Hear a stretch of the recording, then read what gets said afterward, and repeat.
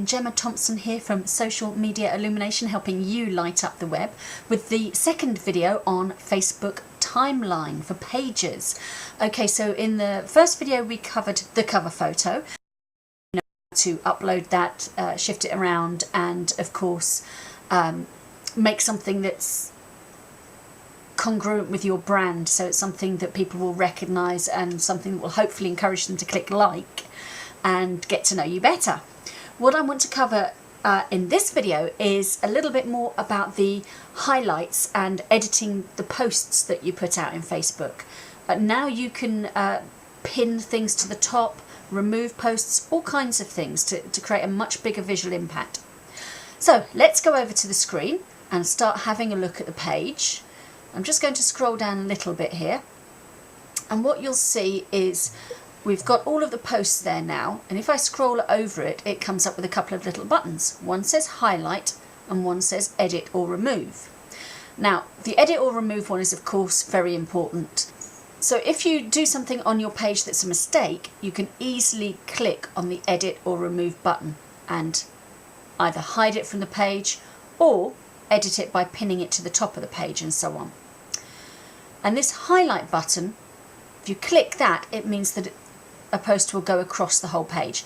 Now I've just updated my Facebook cover photograph, that's lovely, but it's not really worth highlighting it, so think about what you highlight carefully.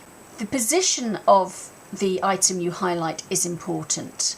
For example, if I highlight this, you'll see it go across the page in a moment, it means the page looks a bit lumpy and broken up. There's a gap there. So when you're going to highlight something, think about where it sits on the page and the effect that's going to have on the rest of the page. Highlighting this, for example, gives a great impact, and it doesn't look out of place because there's no huge gaps around it. So for now I'm going to leave that highlighted. What you can do here is pin things to the top. So if you click this, you can pin something to the top of the page. Interestingly, when you pin it to the top, it loses its highlight. So do think again about that carefully and what you want to do. With this one, what I'm going to do is I'm going to keep it where it was, but leave it highlighted across the page so it makes a nice big visual splash on the page for people to see. Now the other things that you can do in the edit or remove button is you can change the date of a page as well as deleting it or hiding it. One of the things that you need to do, just like on your general page, is have a look through and see anything that you want to remove or highlight, get down there, because it's lovely having that big splash at the top, but if people are scrolling down, which is the kind of thing I would do, very soon I'd get bored of looking at these two things. So it's nice to have a splash every now and again. So that's how you would edit or highlight a post. It's worth going down the side panel here as you would have done on your page as well, and having a look at different months. If you look down, you can again continue to make those visual splashes down the page and highlight things that are important. I mean, this was a good, very visual post, so again we can make that one spread across.